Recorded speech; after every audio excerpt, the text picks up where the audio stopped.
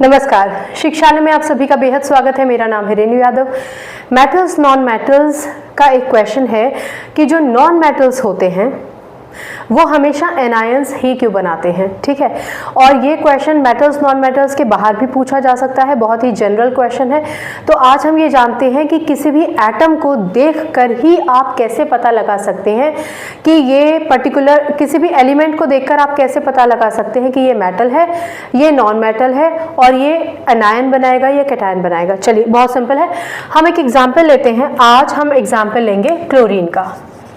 आपको पता है कि क्लोरीन को हम सिंबलाइज करते हैं Cl से। आप ये भी जानते हैं कि क्लोरीन का एटॉमिक नंबर को हम Z से सिंबलाइज करते हैं।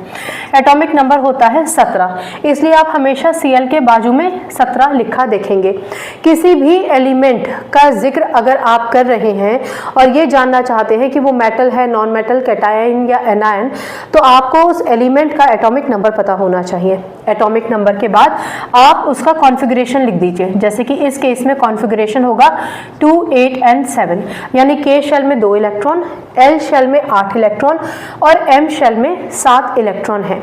आप सभी जानते हैं कि M शेल की मैक्सिमम कैपेसिटी 18 इलेक्ट्रॉन की होती है, लेकिन यदि M शेल में 8 इलेक्ट्रॉन भी हो तो वो एक स्टेबिलिटी गेन कर सकता है, वो एलिमेंट स्टेबिलिटी गेन कर सकता है जिसके M शेल में कम से कम 8 इलेक्ट्रॉन हो, ठीक है। मैं आपको याद दिलाना चाहती हूँ कि अगर स्टेबिलिटी 8 इलेक्ट्रॉन से होती है तो 8 का अगर 4 हो, 8 का आधा अगर 4 इलेक्ट्रॉन किसी एटम के पास हो, किसी एलिमेंट के पास हो, तो वो इलेक्ट्रॉन शेयर करके अपने ऑक्टेट को कंप्लीट करना चाहता है। लेकिन अगर 4 से ज़्यादा, 5, 6 या 7 इलेक्ट्रॉन किसी भी एटम के पास हो तो वो प्रेफर करता है कि वो इतने इलेक्ट्रॉन्स जितने की शॉर्टेज है इलेक्ट्रॉन लेके अपना ऑक्टेट कंप्लीट कर ले। फायदे का सौदा भी है भाई। 8 में स्टेबिलिटी गेन होती है, 8 का आधा 4 होता तो शेयरिंग होती, लेकिन वो तो 4 से ज़्यादा इलेक्ट्रॉन्स अपने पास रखे बैठा है ना, तो वो क्यों शेयरिंग करेगा।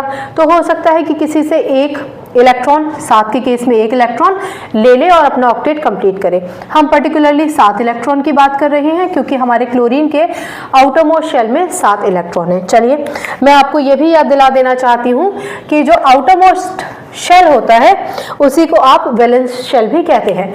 यानी जो M शेल है ये आउटर मोस्ट शेल और ये वैलेंस शेल है, जिसको कंप्लीट करने के लिए कोई भी एलिमेंट, जैसे देखिए एलिमेंट तो हम एक जनरल तौर पर मेटल्स, नॉन मेटल्स, मेटलॉइड्स सबको कैटेगराइज कर लेते हैं, इनर्ट गैसेस को सबको।